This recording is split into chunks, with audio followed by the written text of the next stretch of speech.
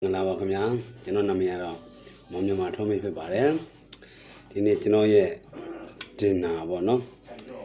တင်နာထမင်းဟင်းနဲ့အရန်ကောင်းလားရှိထမင်းရှိရင်မနော်ဒီကလည်းမြတ်ကောင်းရုံပေါင်နေဒီနေ့ကျွန်တော်ရဲ့တင်နာလေးကိုကျွန်တော်စားနေတဲ့ဘယ်လို lifestyle လေးနဲ့စားနေလဲဆိုတာလေးကိုကျွန်တော်ညီကောင်မောင်တို့တငယ်ချင်းတွေကိုကျွန်တော်ပြမယ်နော်အင်းเนี่ยဆန်းဆန်းပြပြဘာမှမရှိဘူးချင်းဟိုမှာချင်းမောင်ရွက်ချင်းညှင့်နေလောက်ထားတာပေါ့နော်ဒါတော့ကျွန်တော်ရဲ့မပါမဖြစ်ပဲ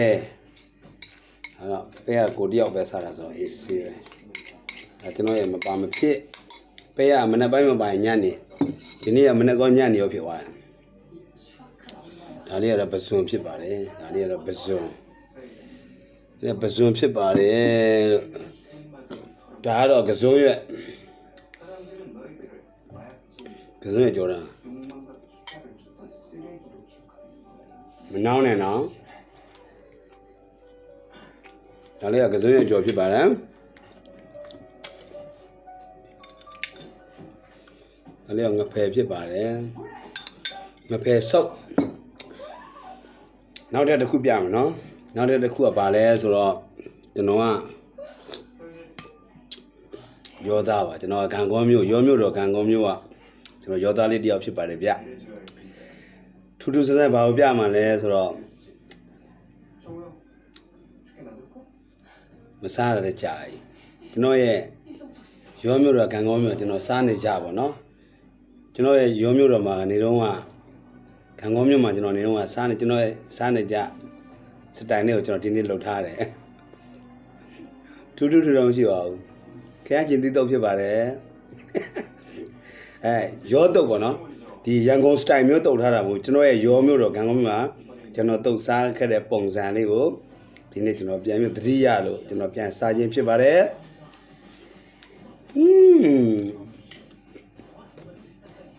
very good ဒီခရချင်းသီးတုတ်လေးอ่ะဆိုရင်ပါဝင်တဲ့ပစ္စည်းတွေကတော့ခရမ်းကြီးသုံးလုံးကို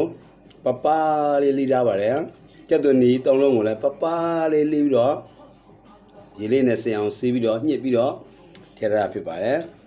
ခုတော့ကျွန်တော်ကပြိုင်ပွဲတွေပါတယ်ကျွန်တော်မပြိုင်တော့ဘူးဖြစ်တယ်အသက်ကြီးသွားပြီလေနှအိုကြီးဖြစ်သွားပြီအဲဆိုတော့ကျွန်တော်ကအချိုလေးတွေနဲ့စားလို့ရပြီစားလေးတွေလည်းနည်းနည်းထည့်ပြီးတော့စားလို့ရပြီစားလေးရဲ့ကြက်သားမုံလေးနည်းနည်းထည့်တယ်နောက်တစ်ခုကကြတော့